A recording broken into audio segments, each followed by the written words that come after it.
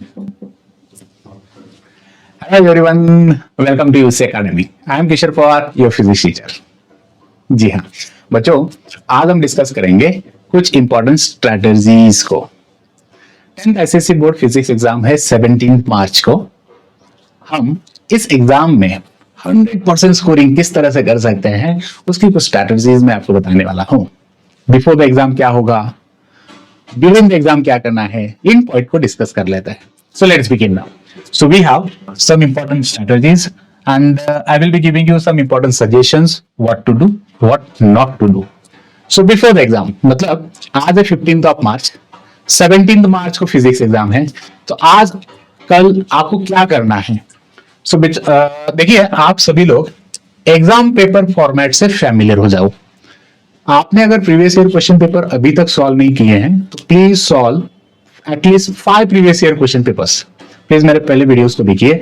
इन सभी वीडियोस में बहुत सारे एक्सरसाइजेस को हमने डिस्कस किया है, बहुत सारे अलग अलग पॉइंट्स को हमने डिस्कस किया है ताकि आप पेपर आसानी से सॉल्व कर सको। So you need to familiarise yourself with the exam paper format. My second point is review the syllabus. Means what exactly? अगर आप टारगेटेड हो कि मुझे 100% स्कोरिंग करनी है तो 100% स्कोरिंग करने के लिए आप सारे टॉपिक्स को कंप्लीट करोगे, सारे टॉपिक्स को अच्छे से रिवाइज कर लोगे। Means what exactly? Ensure you have to cover all topics and sub topics. किसी भी टॉपिक को आपको ऑप्शन नहीं रखना है। पास होना है सर, सिर्फ पासिंग के लिए आप आसानी से पास हो जाओगे क्योंकि आपके पास 20 मार्क्स इंटरनल्स के होते हैं, 80 मार्क्स थ्योरी के हैं। Passing not an issue, but अगर आपको स्कोरिंग करना है 80%, 100%, तो बच्चा स्कोरिंग करने के लिए थोड़ा सा मेहनत लगेगा। फाइन। तो स्कोरिंग अगर करनी है तो आई will suggest you, please you all, कि सारे टॉपिक्स कवर हो जाने चाहिए और सब टॉपिक्स कवर हो जाने चाहिए। Practice with the sample papers. मैंने पहले ही कहा सैंपल पेपर सॉल्व होना जरूरी है। आप at least 5 years previous year question paper solve करिए। Next, emphasize on practice by writing rather than just reading। बहुत बार होता ये है कि सर अभी टाइम तो है नहीं, मैं सिर्फ रीड करने वाला हूं। बच्चा, रीडिंग से कुछ नहीं होगा। अगर आपको previous year question paper solve करने हैं तो आपको राइटिंग में ही करने होंगे।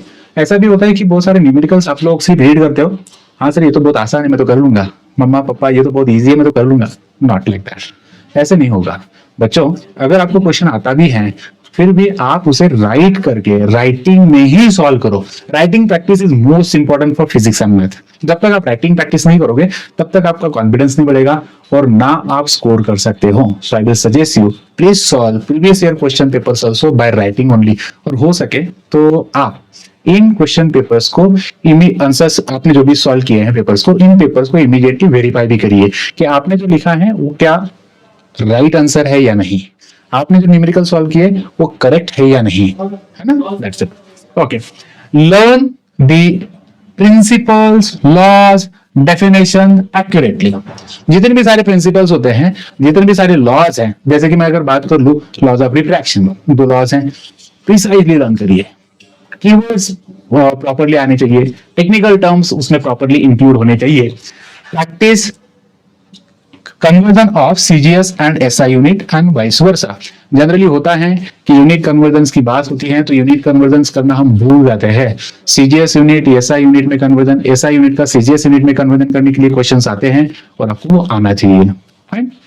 Then practice ray diagrams along with the arrow mark.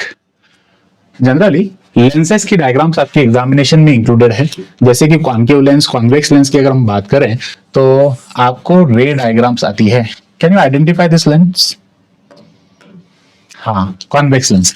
तो कॉन्वेक्स लेंस में अगर मैं इंसिडेंट रे बताना चाह रहा हूं तो ये इंसिडेंट रे जो है, ये इंसिडेंट रे आप सिर्फ इस तरह से नहीं छोड़ोगे, इसे एरो मार्क देना कंपलसरी है। बोर्ड एग्जाम में इस एरो के लिए मार्क रिजर्व है।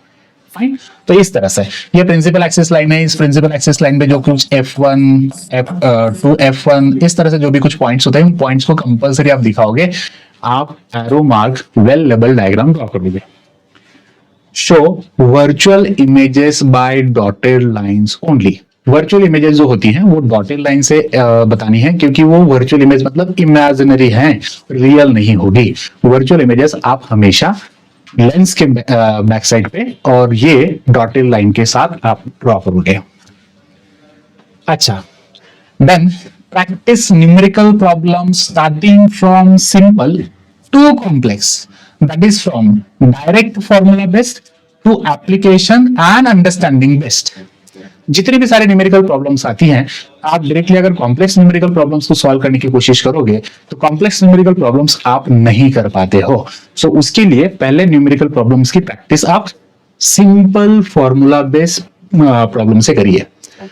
थोड़े फिर लेवल 1, लेवल 2 एंड लेवल 3, इस तरह से आप इन न्यूमेरिकल्स को अगर फॉर्मूला इस तरह से लेवल वाइज अगर आप सॉल्व करोगे, कॉन्फिडेंस बढ़ेगा और आप आसानी से न्यूमेरिकल प्रॉब्लम्स को भी सॉल्व कर सकते हो। फाइन, चलिए practice drawing block and tackle system. बच्चों, प्रीवियस वीडियोस आपने अगर मेरे देखे हैं तो उन वीडियोस में मैंने आपको single fixed pulley, movable pulley, combination of pulleys, block and tackle system, इन सारे पुलिस सिस्टम्स को हम किस तरह से ड्रॉ कर सकते हैं, इजी तरीके से किस तरह से कर सकते हैं, ये सारी प्रैक्टिस मैंने आपसे करवा के ली है। अगर आपने मेरे प्रीवियस वीडियोस को अगर अभी तक नहीं देखा है, so you all please visit to my channel, सारे वीडियोस को अच्छे से देखिए। इसमें आप आसानी से समझ सकते हो कि ब्लॉक एंड टैकल सिस्टम को किस तरह से ड्रॉ किया जाएगा।